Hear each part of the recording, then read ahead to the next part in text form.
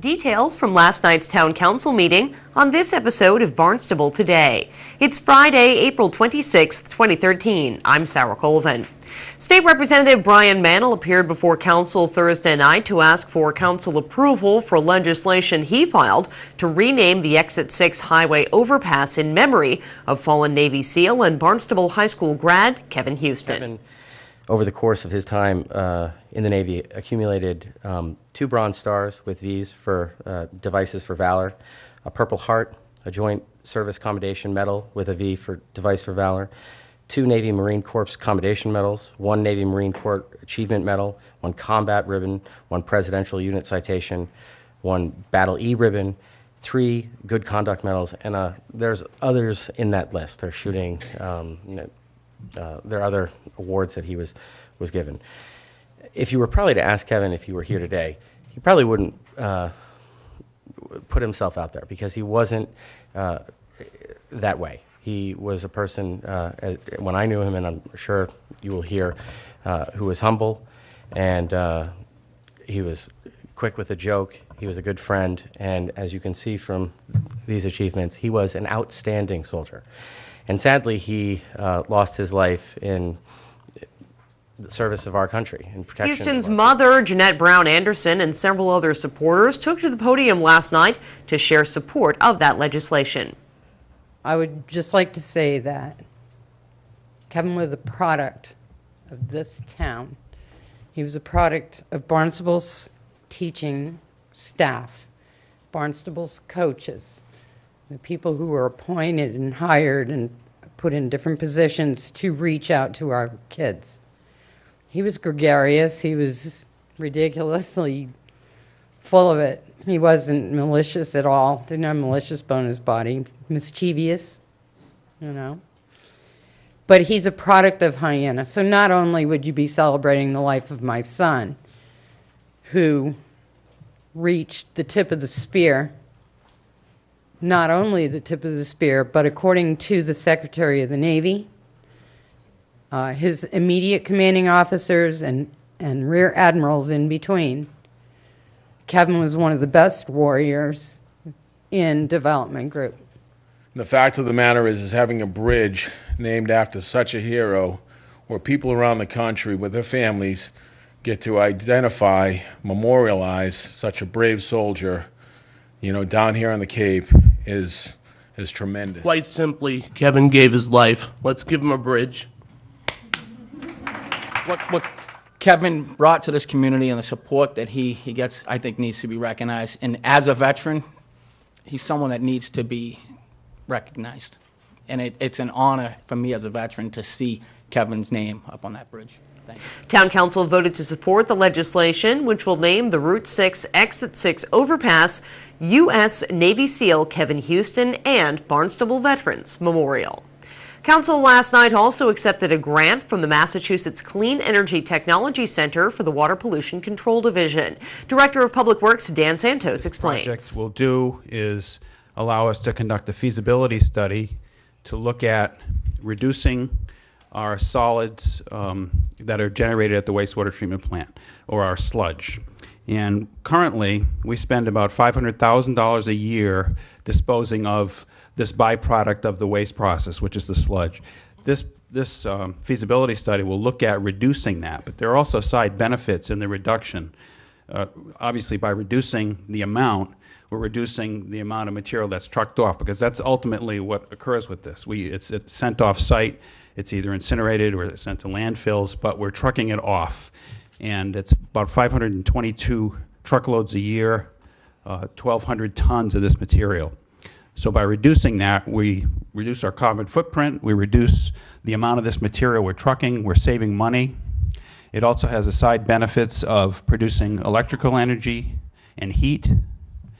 And the final product after this digestion, which is the process that we'll be looking at, is the generation of biosolids, which are used in agriculture. So we're creating a product that is useful as well.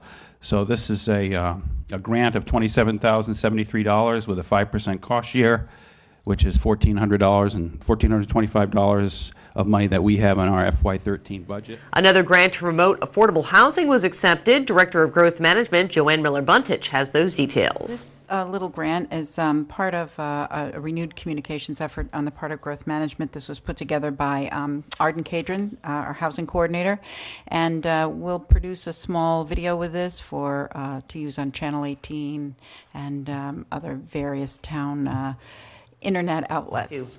Council concluded its discussions on the capital budget for fiscal 2014, accepting all of the appropriation and transfer orders set forth by Barnstable Municipal Airport. Here, Airport Manager Bud Brialt describes the plan for an above-ground fuel farm at the airport. $110,000 to the Airport Enterprise Fund Capital Improvement Plan for a new fuel farm.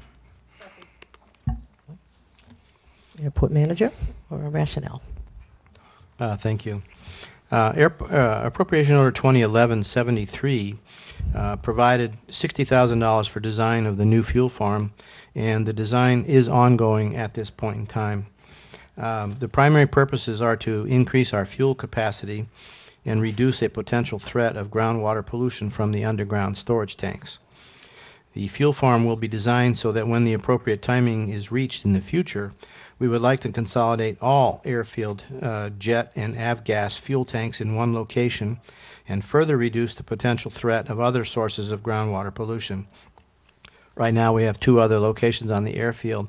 Griffin Avionics has a 20,000-gallon underground avgas tanks, and there are two above-ground 10,000-gallon tanks at the location of Air Cape Cod, which is on the east ramp close to the Maher well fields. You previously asked about airfield operations and the potential for accidental releases. We have had one reportable release, more than 10 gallons, since October of 2008, and we've had 4 reportable releases since August of 2006. I think we're doing a remarkable job when you think we're pumping probably a couple million gallons of fuel a year. We currently have the following underground storage tanks at the airport, and all of them feature secondary containment and leak detection systems. The airport has a 20,000-gallon Jet A at Gate Foxtrot, which is what you see on the picture on the screens. We have a 550-gallon diesel underground tank at Gate Papa for our electrical vault generator. We have two 10,000-gallon avgas tanks, as I mentioned earlier, at Griffin, one 10,000-gallon gasoline tank at the Hertz Rent-A-Car facility. We have also documented the removal of 123,000 gallons of storage capacity at the airport, 115,000 of which were underground storage tanks in the past. So we're moving to get everything fixed eventually. It just takes time. This project is only eligible for a Mass DOT reimbursement at 80%. And I'd be happy to answer any questions that you might have. Okay, again, this item is open for public hearing. Is there anyone that would like to respond to this item? Now to close the public hearing, council discussion. Councilor Hersey. Thank you, Madam President. I applaud the airport's attempt to remove the underground tanks. I know you've always stood by the fact that there have been no leaks, but from my perspective, that's only a matter of time. So I applaud and these were things that the Highest Water system, the Highest Water Board was very much in favor of, and I know they'll be happy. I'm sure they're happy to hear that replacing the underground fuel tanks and the dedicated de-icing pad was also on their list. So thank you. Anyone else? Council Daly. Move the question. Okay, all in favor of moving the question? Council last night also continued its discussions on the remaining problem property ordinances. No decisions were made last night. Council will continue to review the ordinances, which include rental registration, rental properties, and building and property maintenance. You can watch last night's meeting in its entirety online. Visit town.barnstable.ma.us. Just click on Video on Demand. With Barnstable Today, I'm Sarah Colvin.